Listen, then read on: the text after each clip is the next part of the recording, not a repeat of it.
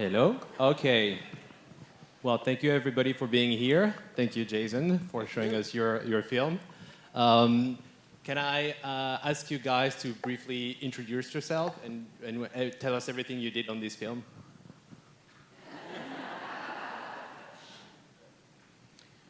I'm Marshall Karp, and I started...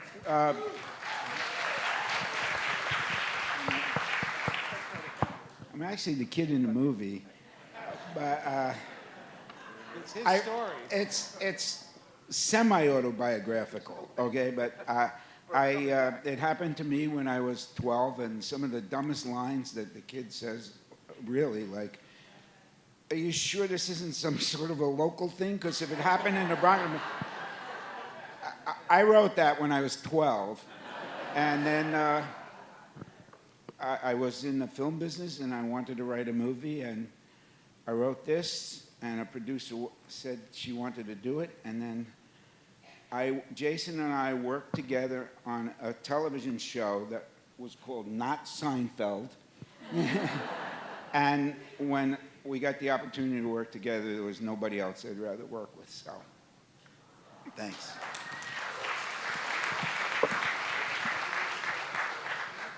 I'm Mike Jackman, producer on the film. I was lucky enough to get to do this. This was the second film I produced, and from a very strange reason, literally, I'll tell the quick story of why I wound up on the movie. Jean Doumani was a producer who had gotten the rights and was going to make the film, and she had a partner who I knew, and I bugged him every 3 or 4 months. I'd call him and say, "John, you got to hire me for, to produce your movie," and he'd say no. And one day, I call him, and as years go by, and he asked what I'm doing. I'm like, "Oh, I'm working on this movie on the Universal lot." He's like, "You're on the Universal lot? Jason Alexander's on the Universal lot, and we're doing a movie with him. Why don't you go over and meet him? If you hit it off, you can produce the movie." I'm like, "Because I'm near him? That's why I'm going to get the job? Because I'm a block?" He's like, "Yeah."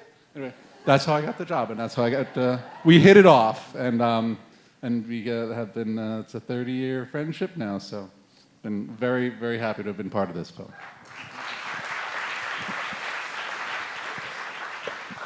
I directed it.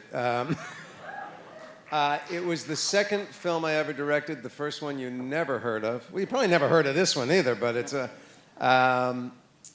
And it was only, I think, because of Marshall that I got a call. And he basically said, "Would you direct my movie?" And I read it and fell in love with it and said, "Yeah, if you're dumb enough to hire me, I'm dumb enough to try it." So, and that was the result. And I have not seen, honestly, I have not seen it for 25 years. And we never saw it with an audience. So thank you for being our first audience. Okay, and to catch up with the introductions, my name is Will, and I'm the industry liaison here at LIFF, but let's get back to you guys. All right, so the first thing that comes to mind is, of course, about the film is the settings and the time period. I think, especially over the last 15 years, we have seen a lot of films that take place in the 1950s and that speak about childhood and coming of age. Of course, The Fabelmans recently come to mind, but there is also, Tree of Life and other movies. Why did you choose these settings and time period? You talked about, the autobiographical elements in the film, right? How much of yourself and maybe of Jason is in the film? Well, now they're going to know how old I am. It happened to me in those years, and I spent the summers with my aunt and uncle. I fudged the Italian part. I made him Italian. You have to take some liberties. It made him more interesting, made him more of a target. But they were a hot young couple, and I was a... Well, you saw the movie. But also, when I said it in 1955, it was because I wanted to capture those values. 12-year-olds and 13-year-olds and now 9-year-olds, they're fascinated by sex. Now all they have to do is, I want to know more about sex. Let me look at my phone. but back then, if you're lucky, you found National Geographic, but you had to figure it out, and that was the plan, to see two people do it. We made a big mistake. We got an R rating. Yes. You know why? Because there is too many F words in the film? F word is okay if it's followed by you. If you say F and me, and he says, I want to see two people fucking. And back in 2000, that was what the rating was. Now you can, still the same. I watch, kids shows now on streaming. It's different. That's different. Jason, take that. You're better at this shit. Part of the only, so this movie was made, Mike, 3 million? Is that what we had? About 4? The only reason it looks as good as it does is Jean Doumanian, who produced it, was Woody Allen's producing partner. And Woody had shot all these films in that time period and kept all the props, all the costumes. So we were able to sort of raid that warehouse and find stuff. And that was the only way for that budget that we were going to be able to, sort of present that time period again. And then we were extremely lucky. Most of the film is shot in Staten Island. That block that they live on was absolutely perfect. Marcia had written this thing about the weeds at the end of the block, and there was that swampy little area at the end of that block. And what I will tell you, what I remember, and perhaps it's captured in the film. There's a as prurient as some of the action is, there's a sweetness to the film. There's a sweetness to the story, and there was a sweetness that surrounded the making of it. The kids were phenomenal. They were phenomenal, and particularly Ryan, who plays Lenny. we auditioned 100 Jewish and Italian kids from New York and couldn't find Lenny. We couldn't find him, right? He needed the charm. He needed the ability. He's in every scene of the film. While we were casting, we got a videotape from Oklahoma. We didn't even open it. We just went, oh, please, come on. Threw it on a desk, and we had about 3 weeks before we had to start filming, and we hadn't found the star of the film. And comedically, on the location scout, we went, let's open the envelope from Oklahoma. And that was Ryan. And he didn't have the New York accent yet, but he just looked like our kid. So we flew him in with his mom, and we put him with a dialect coach for less than 2 days. And he came in and read some scenes for us, and we went. But I was talking about the sweetness of it all. The collaboration was incredibly sweet. Marshall and I continued to work on the script during shooting, and really in post-production is where all of Lenny's narration, as we were putting the film together, we realized it needed that voice. And so all that narration stuff was written in post-production. And then, without Mike, who is now a big shot, producer conclave, he's an Academy Award nominee, right?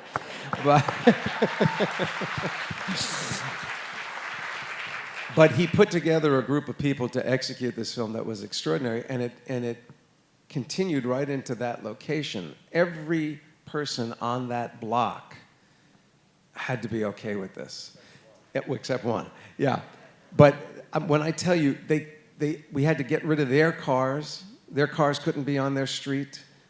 Period cars had to go on their street. We had to take their air conditioners out of their windows because people didn't have window units in 1955. And we shot in the summer, so it was hot.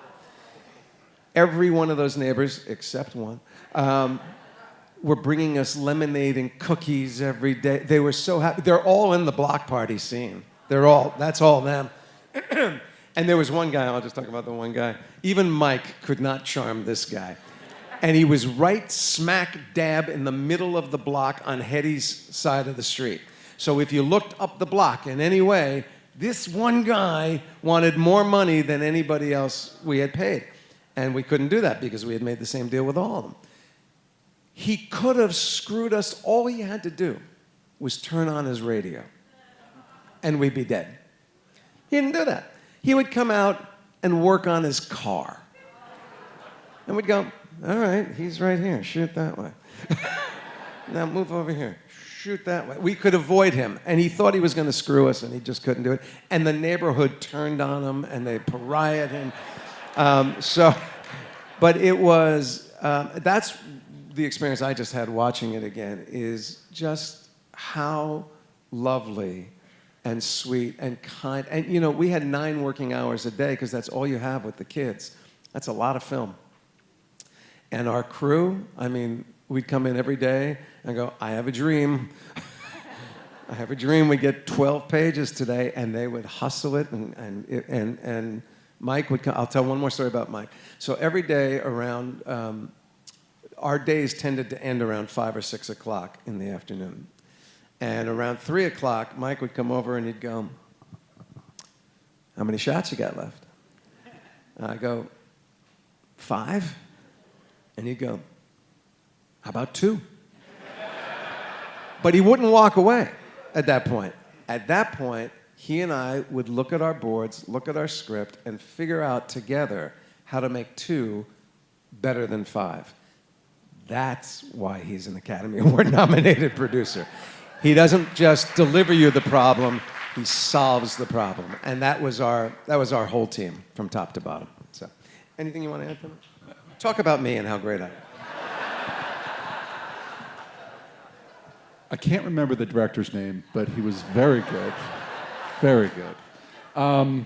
No, and what Jason's given me a lot of credit for helping figure out what those shots are, but it was him who really knew the film so well that he could, when that sort of pressure comes on and we're like, what can we do? How do we make this shorter, but how do we make it better? Who would come up with the ideas of like, here's what we can do. And particularly the last scene in the movie, the goodbye scene, it was designed for just a huge number of shots when we walked in. And he walked in, he's like, I have a dream, everyone. And the whole crew, gather around the whole crew. He's like, here's what we're gonna do. And we just combined, into kind of one moving shot, and we planned on dissolves and fades, and it just worked out beautifully. But, we weren't gonna there was no way we were gonna make the day. And we'd been talking about it all weekend, and it came in on Monday, and we made that day. So, but it was a lot of fun. It was a joy. You learn over time. There's a lot of different ways to make movies. You can work incredibly long, awful days. You can work incredibly long, good days. But the mood of a set comes from the top. It comes from the director. It comes from the producer, and you can make this a joy or you can make this a war, and it's a choice. And it was one of my early opportunities to go, oh, I'm just gonna try whenever I have a choice to work with people who are gonna make it a joy to work with, and Jason is that person. So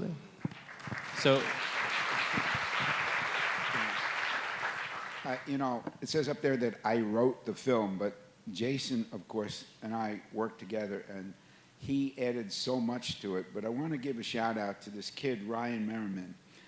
You might not have heard the line because you were already laughing. When he becomes a sex expert and he's telling everybody, oh, they can do this and they can do... You were laughing over when he said, well, they can do Felatides and Congulius.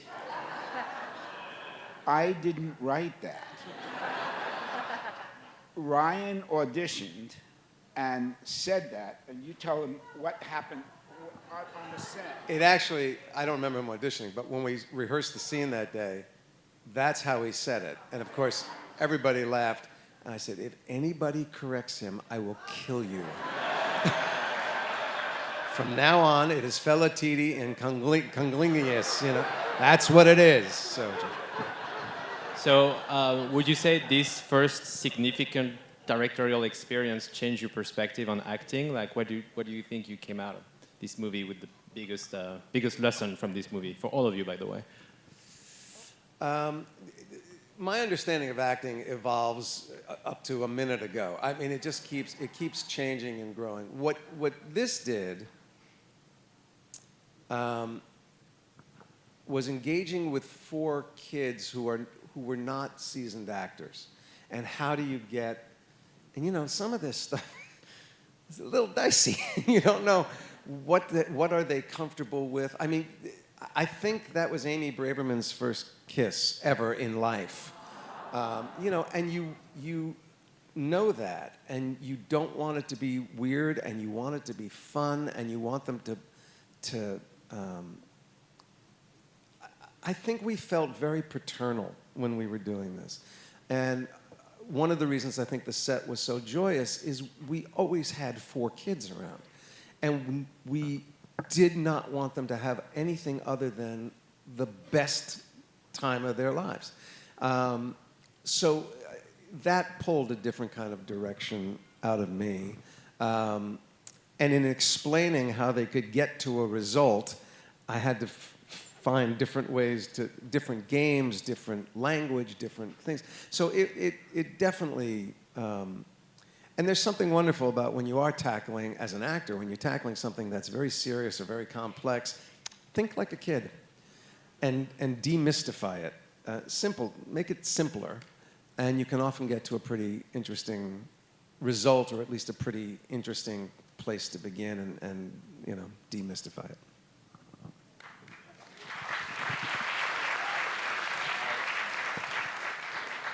Now, well, Mike, you told us the biggest lesson you learned from this film, but would you have anything to add? Like, what did it change in your experience? I mean, there's a few things. Working with kids can be a lot of fun, and you get very protective of them. So you know, that's one of the things you're on set.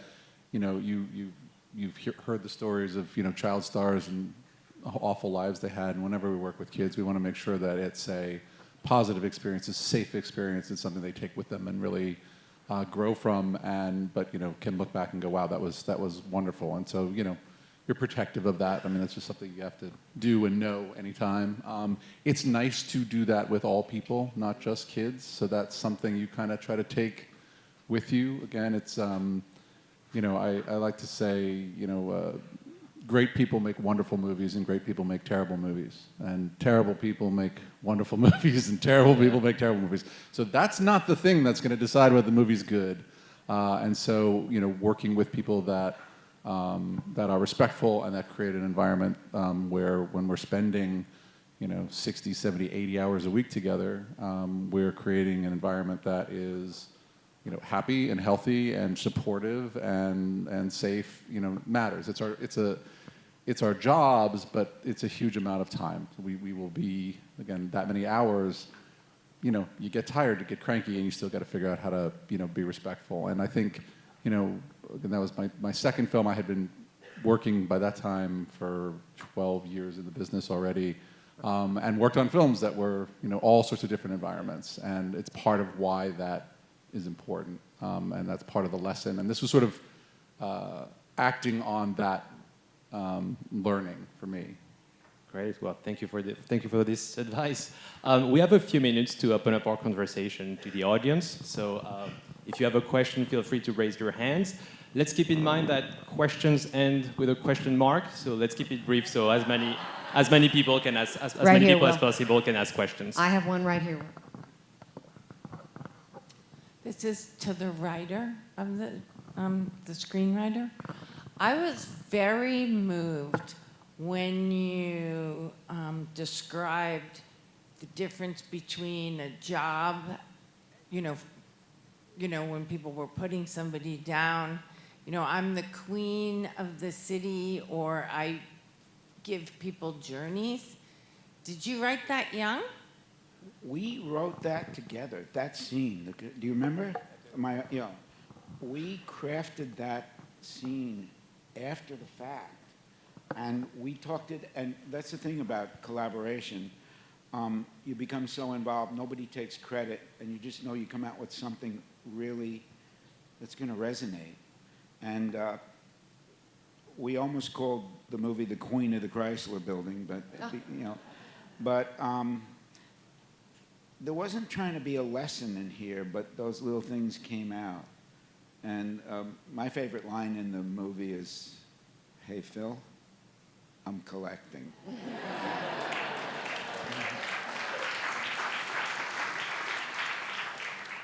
On your All side. right. I have Anybody one.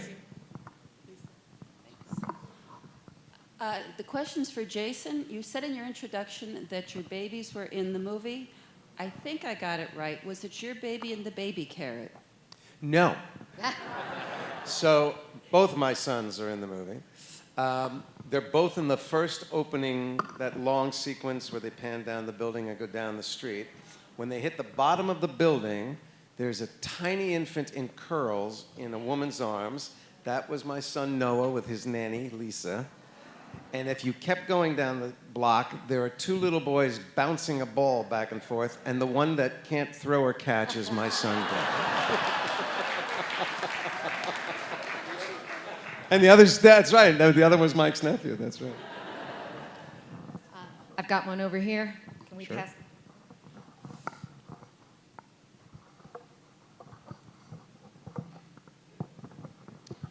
I was kind of fascinated by, first of all, I was not familiar with this movie. I did not know I was coming here to see a 25-year-old movie, which was fabulous, and I want to thank you, first of all.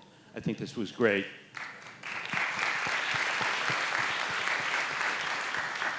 And by the way, I'm a Bronx boy from the 50s, okay? And it was nothing like this. I'm only kidding.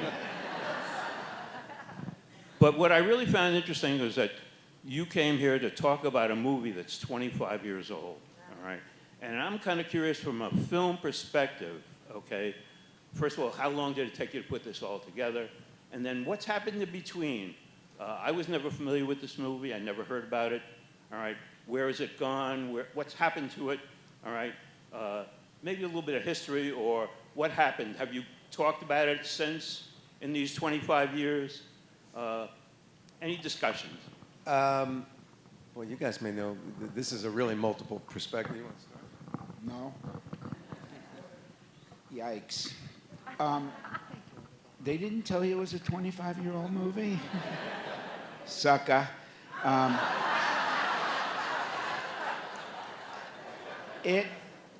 I probably paid more attention than Jason because he had other things to do.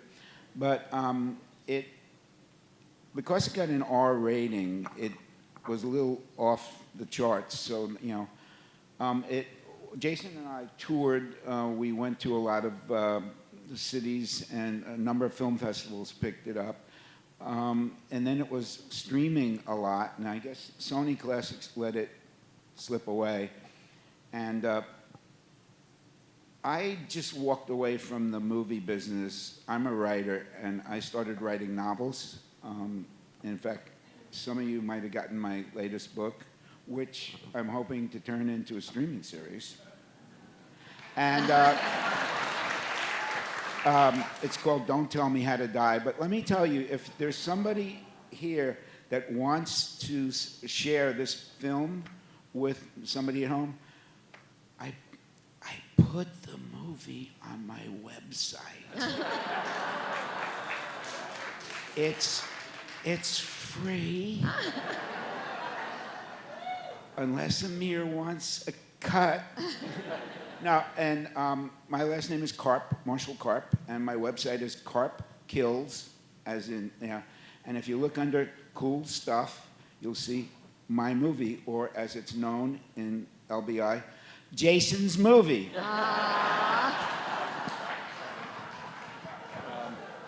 By the way, Marshall wrote a script called Cherry Pink, which is this movie.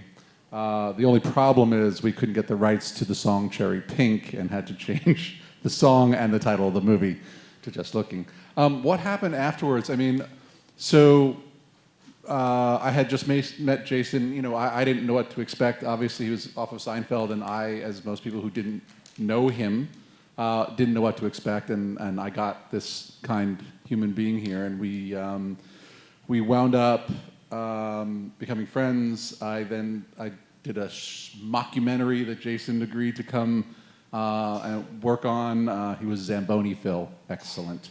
And then we were partners for a number of years when we were doing your first show, Bob Patterson, after Seinfeld, and we did the Agent Cody Banks movies, and we were partnered for a few years. And then I was in LA at the time, and I moved back to New York.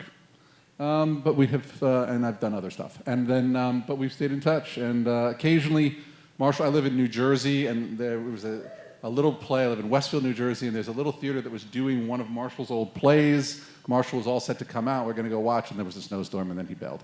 But no, we've stayed in touch over the years, and we've been good friends since. And you know, it's sometimes you get lucky. I like to hope that I'll make, you know, maybe one real friend on any film, and sometimes you get lucky and you make a really good one for life. So there we go. Great. There's Well, one right guys, over here. Okay, I just want to say there are a lot of filmmakers out here. I wish you the experience that we had. I don't know how many joyful experiences there are, but this was a labor of love. We had a great time. Can I give you one example of that? About, you can only do this stuff if you're having a great time. At the very last shot of the movie, when the car's pulling away, we kind of crane up. So we can kind of we didn't have a crane. And it was just like this low angle kind of, the last shot of the movie, shot. and that's, you know. So we didn't have a crane. And Mike and I are standing around. I go, well, how high up can the dolly come? How high can we get on the natural boom of the dolly? Get about 6 feet. And I go, it's okay. It's not great. And then we look at one of the electrics trucks, and it's got the panel lift in the back. And we went, if we put the dolly on the on the panel lift, and that'll get up about 5.5 feet. And then if we start dollying as it hits as we boom up, if it hits the top, we can get about 11 feet in the air. That might be well, that only comes when you're not sitting around going, you can't do it. Nothing you can do. You didn't plan for it, forget it. It's not going to happen. What happened to the film is, honestly, this is what happened. Yeah. More to that story. What? The crane. Oh, the crane shot. That was a different day. No, the shot you're talking about at the end? Yeah.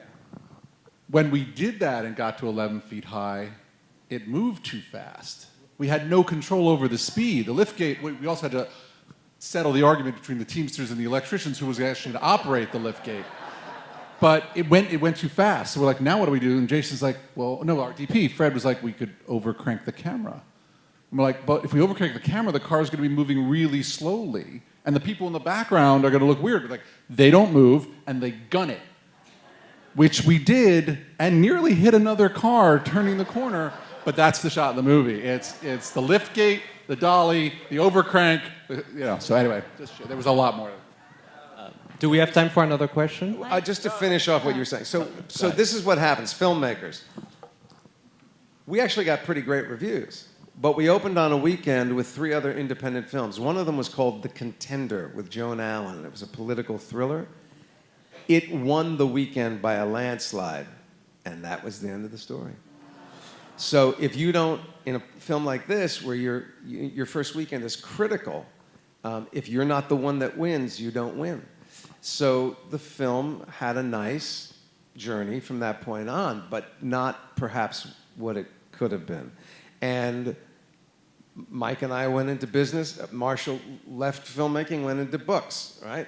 Mike and I went into business for almost 10 years, and we produced a number of cool things. Most of them did not happen. A couple did. None of them were runaway hits, except for Agent Cody Banks, which is another story we can tell you another time. And then I wasn't getting those jobs.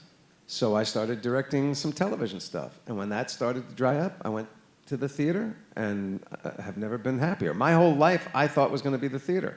In the 80s, I was working on Broadway. That's all I fantasized. When I was growing up in Essex County, New Jersey, I just wanted to get across the river and start working in those buildings. And that was happening. I never thought about film, never thought about television, never thought about directing. Suddenly, this guy, Jerry Seinfeld, goes, come out to Los Angeles to make a show about New York. And while I was standing there, I went, it's 4 cameras. It's kind of like a play. It can't be that hard. Can I direct one? They went, yeah, sure. And that's how I became a film director. So you just never know. You follow the journey. You make your thing. You make it with love. You make it with passion. You push for it as hard as you can. You parent it as hard as you can. And then you kiss it up. And you never know where it or you are going to land 25 years later.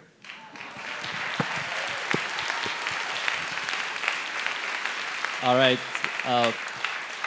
I believe time is up. Thank you very much, guys, for coming and talking Thanks for about the coming, movie. everybody. Thank you. Thank you so much, guys.